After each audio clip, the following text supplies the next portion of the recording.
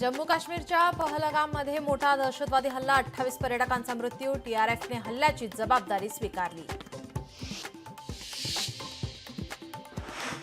पहलगाममध्ये गोळीबार करणाऱ्या दहशतवाद्याचा पहिला फोटो आला समोर. पर्यटकांवर अंधाधुंदपणे केला होता गोळीबार.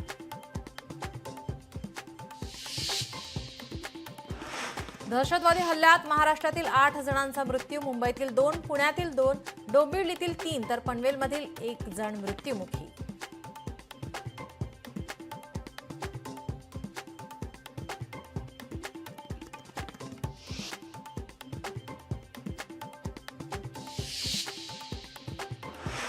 पहलगाममधील हल्ल्यानंतर दिल्लीत हालचालींना वेग. पंतप्रधान मोदींच्या अध्यक्षतेखाली सुरक्षा विषयक समितीची तातडीची बैठक.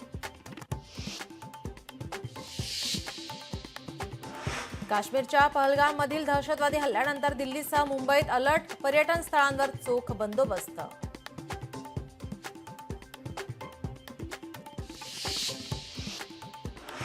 राजीनामा द्या, देशावर एक उपकार करा. संजय राऊतांचा केंद्रीय गृहमंत्री अमित शहांना उद्देशून ट्विट.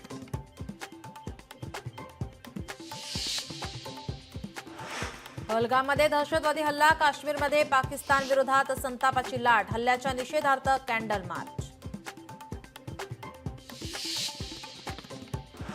अमेरिकेचे राष्ट्राध्यक्ष डोनाल्ड ट्रम्प यांच्याकडून काश्मीरमधील दहशतवादी हल्ल्याचा निषेध. दहशतवादाविरोधात अमेरिका भारताबरोबर खंबीरपणे उभी. ट्रम्प यांची पोस्ट.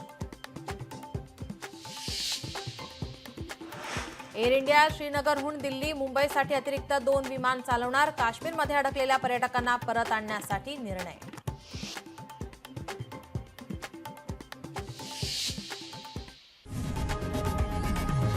लोकशाही मराठी ऐका, पहा, जागरूक रहा.